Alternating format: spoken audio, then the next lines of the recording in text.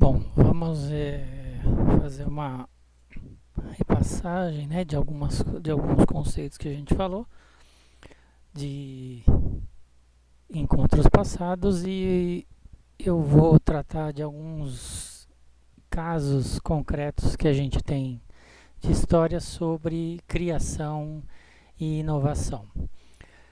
Bom, para relembrar nossos encontros anteriores, nós vimos que para novas tecnologias, né, ou mercados novos, nós tínhamos lá um gráfico que colocava algumas maneiras de você entrar nesse novo mercado, né? Uma delas era desenvolvendo a tecnologia, a outra é você fazendo alianças com quem tem essa tecnologia, uma outra é praticando preços atraentes do mercado, e uma outra é você adquirindo, né, ou empresas que detenham essa tecnologia, ou ainda você adotar essa tecnologia nos seus negócios. Então, por exemplo, a adoção de tecnologia num negócio é você não desenvolver a tecnologia, mas adotar ela para o seu negócio. Um exemplo mais comum hoje é você ter uma loja física e você cria também uma loja na web. Então você está adotando uma tecnologia, né? Você não é o desenvolvedor, você adota aquela tecnologia para você. O que nós vamos ver aqui com esse título de criação e inovação é isso que são os dois passos e difíceis de ligá-los. Historicamente, uma ligação desse tipo, ela tem o propósito, sempre teve muito propósito de ser feito pela figura de uma pessoa nas organizações que é o administrador.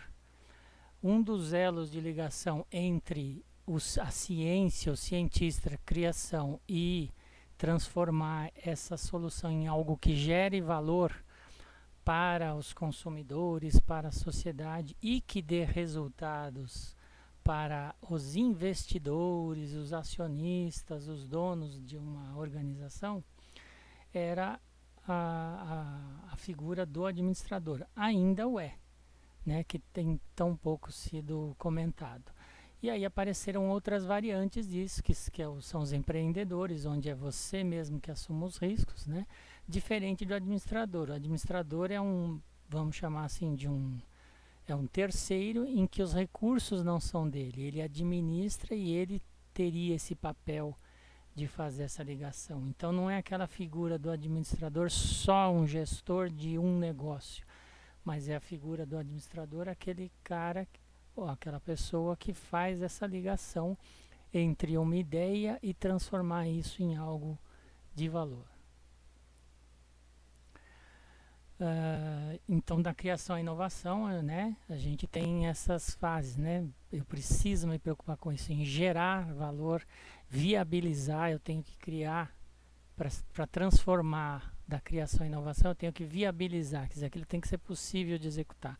Em indústria química isso é muito comum, você desenvolve um produto no laboratório, mas depois você tem que criar uma forma de fazer isso em escala industrial, né? Então existe uma diferença, existem coisas que podem ser produzidas em laboratório, mas às vezes a hora que você vai produzir em escala industrial fica inviável, né? Então você tem que produzir, então você tem que viabilizar, depois você tem que conseguir produzir. Ao produzir, você pode ter concorrentes também, né? E aí você tem que conquistar então o seu mercado, a sua fatia do mercado e manter essa fatia, né, ou ampliar essa fatia de mercado, né, com o que? Credibilidade e confiabilidade, tá? Esses desafios eles não param, por quê? Porque os seus concorrentes e as necessidades das pessoas também não param.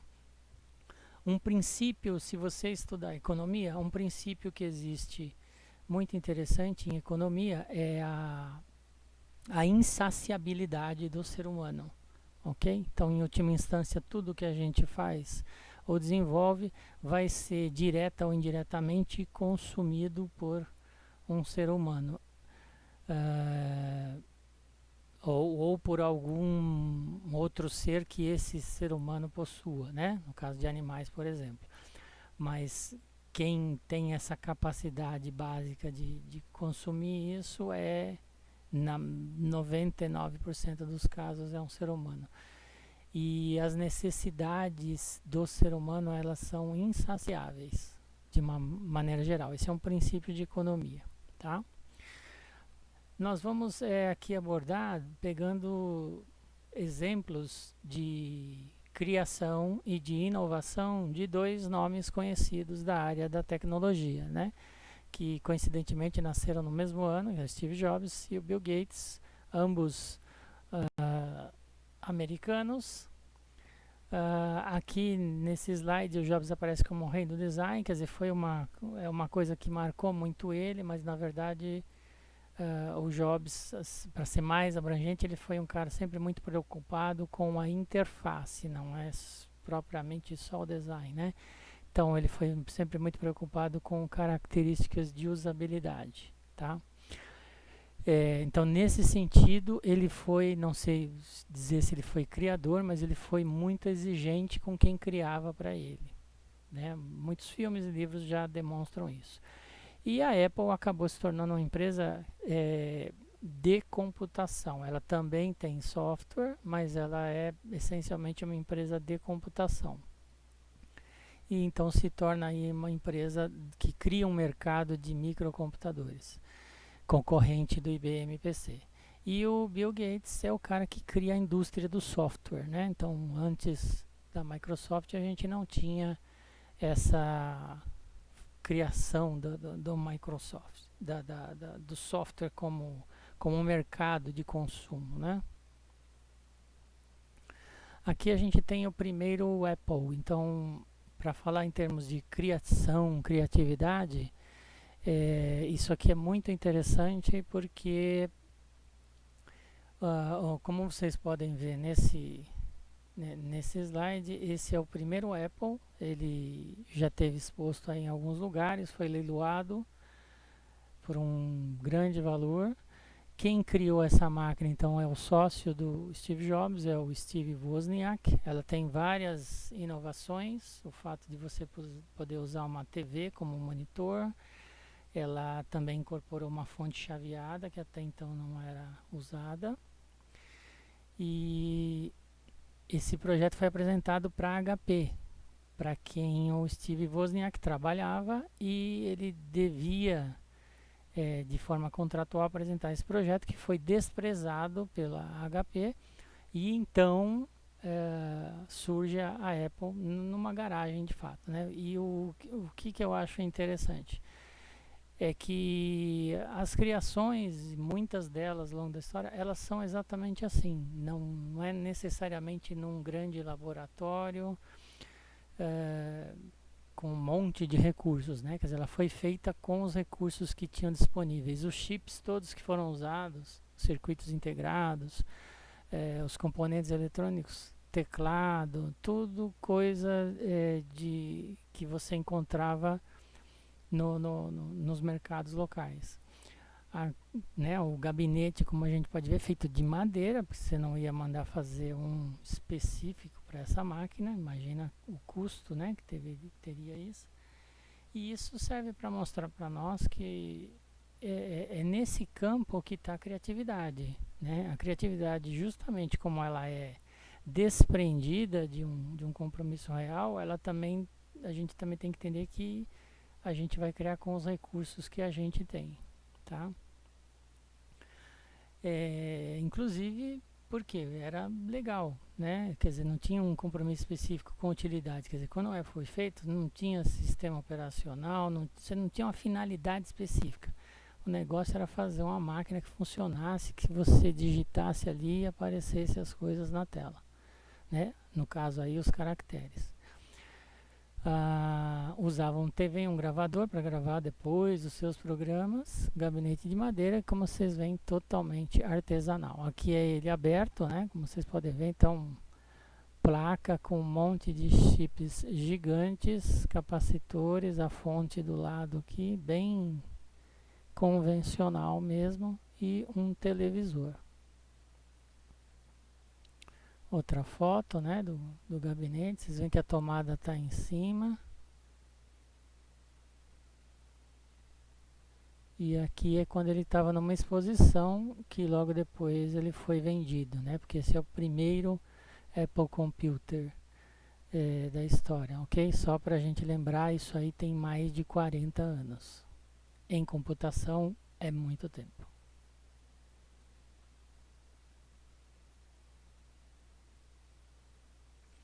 Bom, aí a Apple vai e lança o Apple II. Então, depois de um grande sucesso e conseguir ganhar dinheiro, ela cria a logomarca, a primeira maçãzinha, como vocês devem lembrar, ela era colorida. E aqui a gente já vê então todo um gabinete preparado, um teclado, um drive de disquete de 5 e 1/4. Também foi um sucesso essa máquina. Essa máquina chegou ao Brasil mesmo com a reserva de mercado, como a gente não tinha aqui, então aí você tinha essa liberdade para importar esse tipo de equipamento. E aí é quando os microcomputadores começam, junto com o IBM PC, que é uma outra história, a tomar lugar. Ok? Uma das coisas que o Apple era muito usado era para processamento de texto e para planilha eletrônica, entre outras coisas. Tá? E aqui, o que é muito interessante é a gente falar de alguns fracassos, né? E nesses fracassos, uma coisa que não é sempre, mas que vocês vão ver muito é que em várias situações a gente tem uma criação boa e uma inovação ruim. Ou seja, a ideia é boa, ou muito próximo disso, e a inovação é ruim. Quer dizer, a inovação é ruim, o que significa que talvez algum daqueles fatores que nós destacamos não consiga ser cumprido. Então, eu não consigo gerar valor, eu não consigo viabilizar uma maneira de produzir isso em larga escala. Então, o preço fica muito alto e inacessível. E, em alguns casos, as pessoas não aderem, elas não encontram uma afinidade com esta minha boa ideia, que apesar de boa, mas as pessoas não querem aquilo. Acabam não querendo aquilo, ou não achando utilidade, ou não achando valor naquilo. Né? Em geral é isso. Então, quer dizer, gerar valor quer dizer, se as pessoas não aderem é porque isso não tem valor para elas. Então, quando a gente fala de geração de valor, não é só um valor monetário, é alguma coisa que tem desperta algum interesse em mim ou uma necessidade que eu tenha dessa inovação. Um exemplo disso é o Apple III. Tá?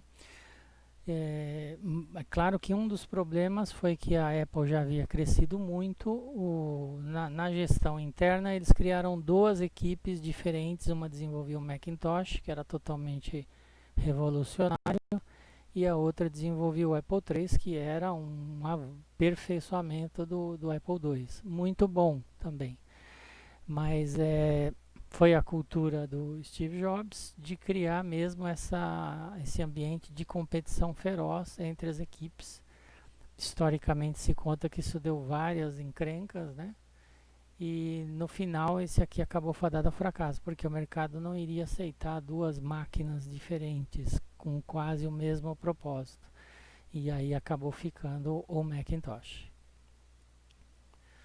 Esta é outra ideia da Apple também. Ela aparece até num filme, ou em alguns filmes. A gente pode dizer que esse aqui é o avô dos tablets, né? Na verdade, a gente chamava isso de PDAs, né? Os assistentes digitais pessoais. Então, eles eram de tamanho menor. E se investiu muito em tecnologias de handwriting, né? De reconhecimento de escrita manual, porque a ideia era você escrever nesses dispositivos com uma caneta de toque e o dispositivo reconheceria a sua escrita e transformaria em caracteres do dispositivo, caracteres padrões, né? Isso tem hoje vários dispositivos, até no celular a gente continua tendo, mas na prática as pessoas preferem digitar do que usar esse recurso de escrever e reconhecer, escrever e reconhecer.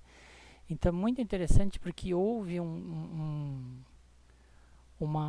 dispêndio de investimento nessa tecnologia e não se observou que, na verdade, o público não estava muito preocupado com isso. O público não se importava em digitar. E, além disso, o Newton, em particular, era muito caro, tá? Essa tecnologia de reconhecimento de escrita, ela também era usada e ela é usada ainda para cheque. Então, o texto que a gente escreve, que é o valor por extenso do cheque, ele é muito usado para isso, reconhecimento da assinatura. é, então, isso ainda é utilizado. Mas na prática, para dispositivo, a gente acabou não usando. Outro fiasco, né, da Apple foi uma máquina chamada o Cubo. O Cubo é uma ideia bastante interessante, bastante bonita, né? Como vocês podem ver, por uma época que a gente usava CD, DVD, e todo o computador ficava nesse gabinete que era translúcido, já todo um design bastante inovador da Apple. Você podia remover ele desse cubo para você ter acesso aí a alguns componentes. E justamente esse foi um dos problemas, né? Ele já era uma geração de processadores que esquentava muito, ele esquentava demais e muito difícil justamente de você manipular e de abri-lo para poder inserir algum cartão adaptador. Acabou sendo um fiasco também, um fiasco não, mas não foi o sucesso que a Apple planejou para ele. E esse daqui é um dos mais interessantes, né? Uma foto do Steve Jobs no lançamento do Next. Next é um computador que ele ajudou a criar quando ele esteve fora da Apple, né? Então, na história da Apple, a gente deve lembrar que em um dado momento, o presidente que ele trouxe para dentro da Apple não acabou por outras pressões, não discordando de várias ideias, uma personalidade muito forte, o Steve Jobs, e acabaram votando por excluir, né, como várias ações já haviam sido vendidas, então o Steve Jobs acaba saindo da Apple. Evidentemente que ele tinha um prestígio reconhecido, e aí ele conseguiu outros investidores e fundou uma outra companhia, que era a Next, e com essa proposta de criar um outro computador, que seria concorrente da Apple, né? E o computador era muito interessante, muito bom, então uma outra inovação, quer dizer, um outro hardware de máquina, outro sistema operacional e que nem basicamente chegou aqui no Brasil e lá fora acabou também sendo um fracasso total. E veja que aqui a gente já tem então não mais aquela coisa amadora, então em função do prestígio dele, investidores colocaram dinheiro, uma coisa que acabou não dando resultado, né? E a gente tem que entender que as coisas funcionam assim. Investidores colocam dinheiro e esperam resultados, né? Por mais que eles gostem da ideia em si, se você não obtém os resultados, isso é tratado como negócio. Então, chega um determinado momento, você realiza o prejuízo e fecha o negócio. E foi o que aconteceu nesse caso aqui.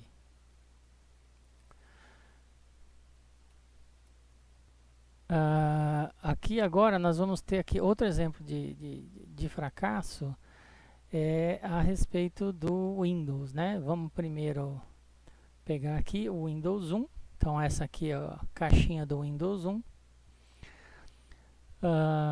Ele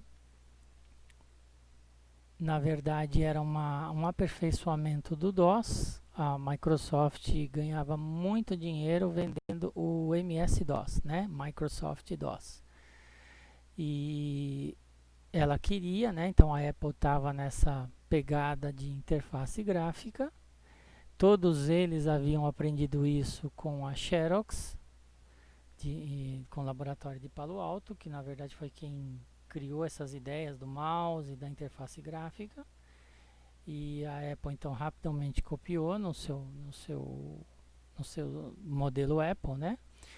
E também a Microsoft queria fazer isso com o Windows. Então, na verdade, o que ela faz é cria uma camada, né? O DOS está por trás, mas ela cria uma camada em cima do DOS, que ela chama de MS-DOS executivo, né? E com alguns outros recursos gráficos. E aí começa o Windows, né? Versão 1.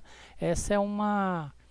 Só para vocês verem como é que era, né? Então, com os recursos tecnológicos que você tinha da época para inovar, então você tinha isso aqui, né? Basicamente 16 cores, ok? E esse era o Windows 1 ou 1.1, né? Até pouco tempo eu tinha alguns disquetes dessa versão.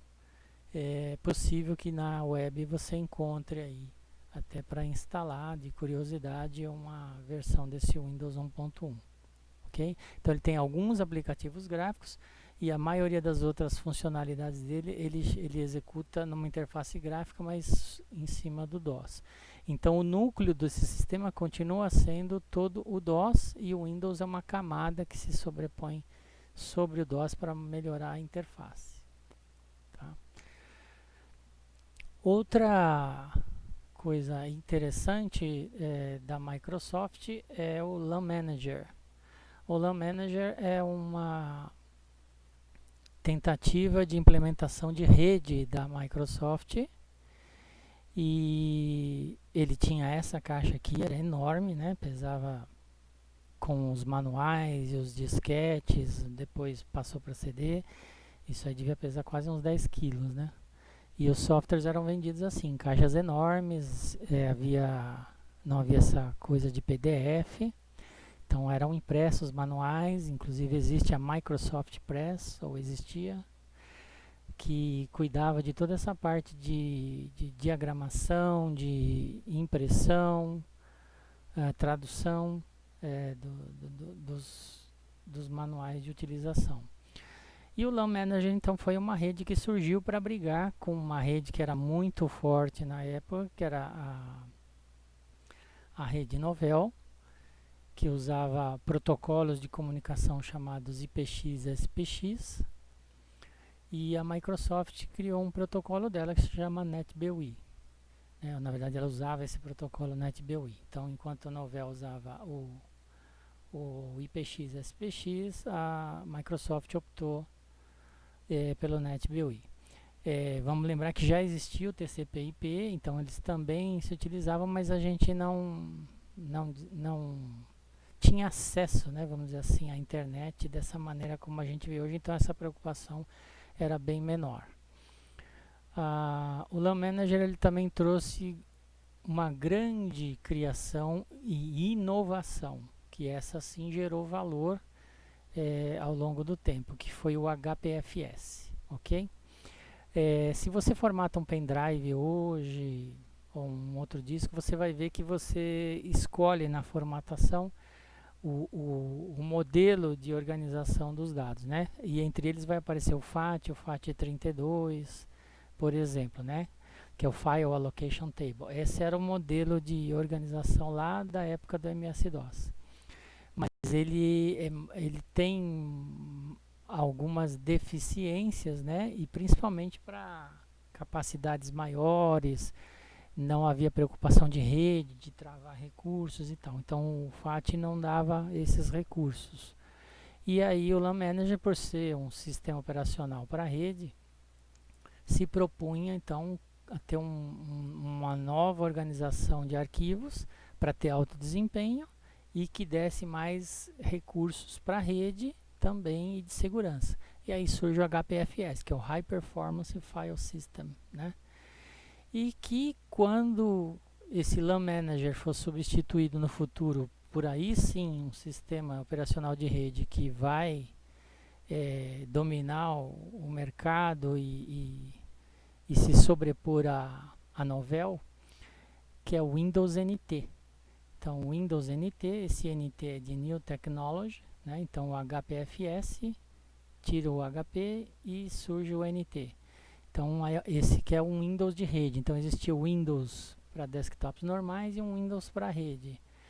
né, para redes corporativas. Esse Windows para redes corporativas, que brigava de frente, começou a brigar de frente com a Novell, se chamou NTFS, né, o New Technology File System. Ele usa, e é o sistema de arquivo que a gente usa até hoje. Se você usa o Windows no seu computador, no seu dispositivo, você vai ver que você formata os discos normalmente com esse tipo de organização, o que dá vários recursos de proteção, de permissões, de suporte para log, para rede, graças ao NTFS. Esse aqui era o modelo do LAN Manager sendo instalado. Você vê que eu podia usar o TCP/IP ou NetBEUI ali, ou ainda aquele DLC, ok? Então é a telinha de instalação do LAN Manager, que era feito com disquetes, né? Esse sistema todo era distribuído em disquetes e depois CD. Aqui nós temos uma outra história interessante, que é o OS2 Warp.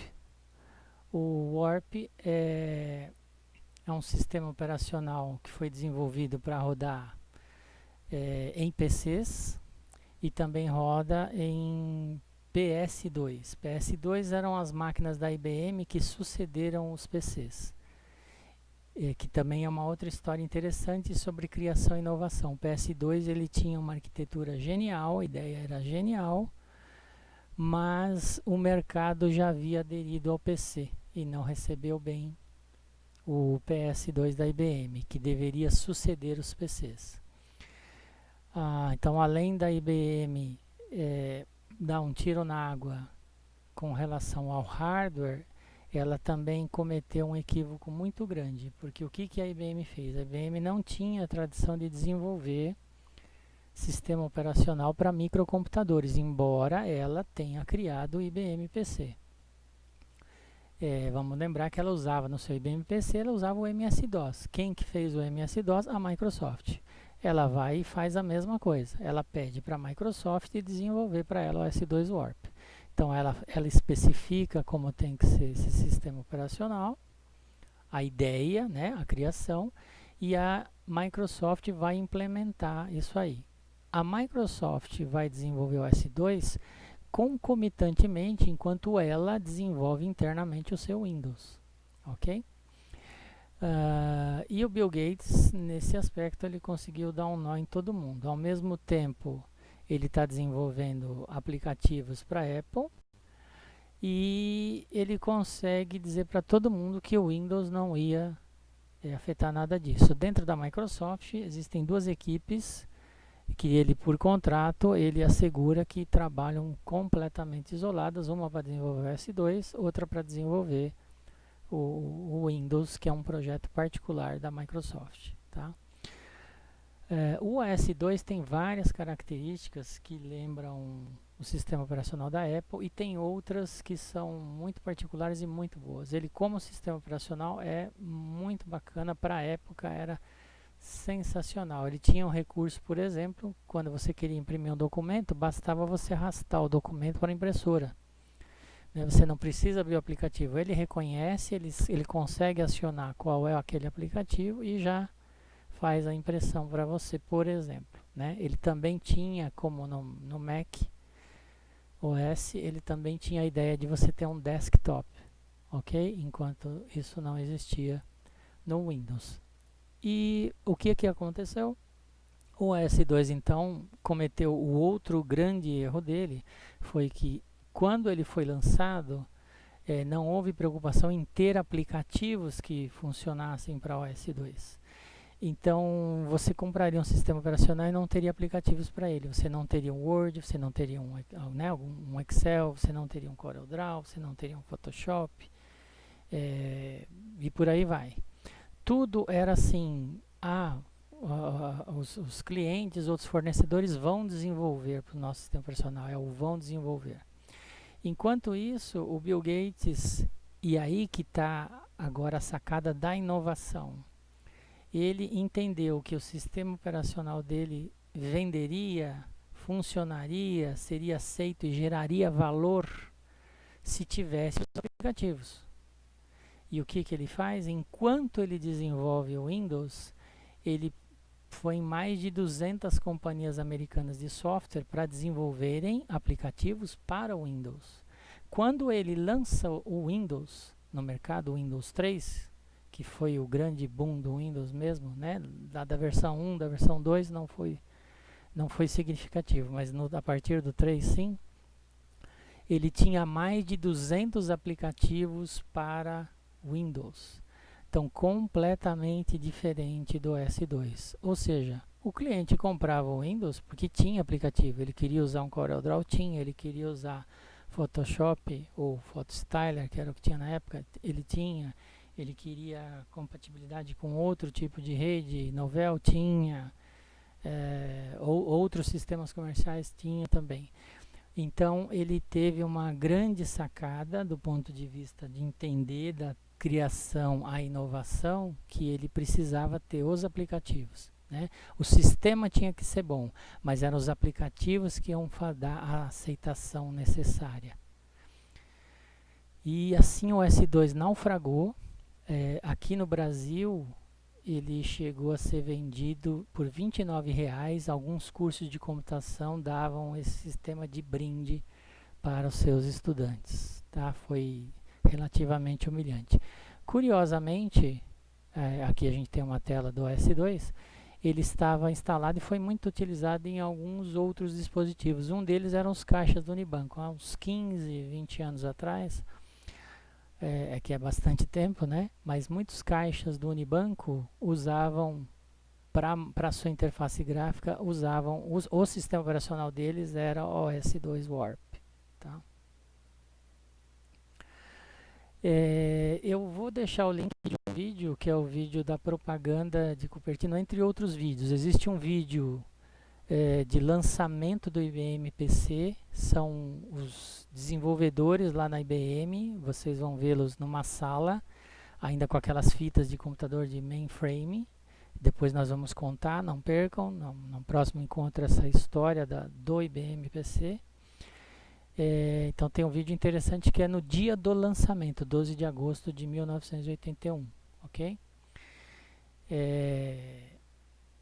E que é sobre o lançamento do MPC. E existe esse vídeo muito famoso em que o Steve Jobs chamou um grande diretor para produzir esse filme, em que ele critica a IBM, porque o Steve Jobs via como inimigo da Apple, que produzia computador hardware, era a IBM, porque inclusive a IBM produzia o IBM PC. Então esse era o grande rival dele, era assim que ele via. E aí ele faz esse filme que ele dá essa demonstração de uma sociedade toda escravizada, né? Em termos de trabalho, que tudo tem que ser igual, tudo só pode daquele jeito.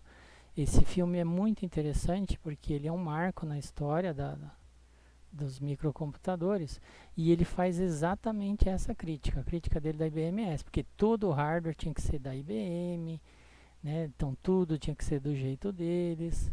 Essa é a crítica dele, ok? E aí, mais uma coisa curiosa é que ao longo do tempo, o que é a Apple hoje? A Apple é uma empresa em que tudo tem que ser dela. Você tem que vender os aplicativos dela, mas na loja dela. O hardware que é aceito é só o hardware básico que é produzido por ela. Ok? Então é muito interessante porque no fundo, se você prestar atenção, a Apple é hoje aquilo que ela criticou lá atrás. Mas é muito interessante, eu vou deixar o link para vocês deste vídeo, que é muito interessante vocês assistirem. Se for no YouTube, vocês conseguem, se não tiver legendado, vocês conseguem ativar a legenda. Ok? Então, eu espero que vocês assistam os vídeos que estejam no link. Esses slides também vão ficar disponíveis para que você possa baixá-los. Ok? Tenham todos uma excelente noite e muito obrigado pela atenção.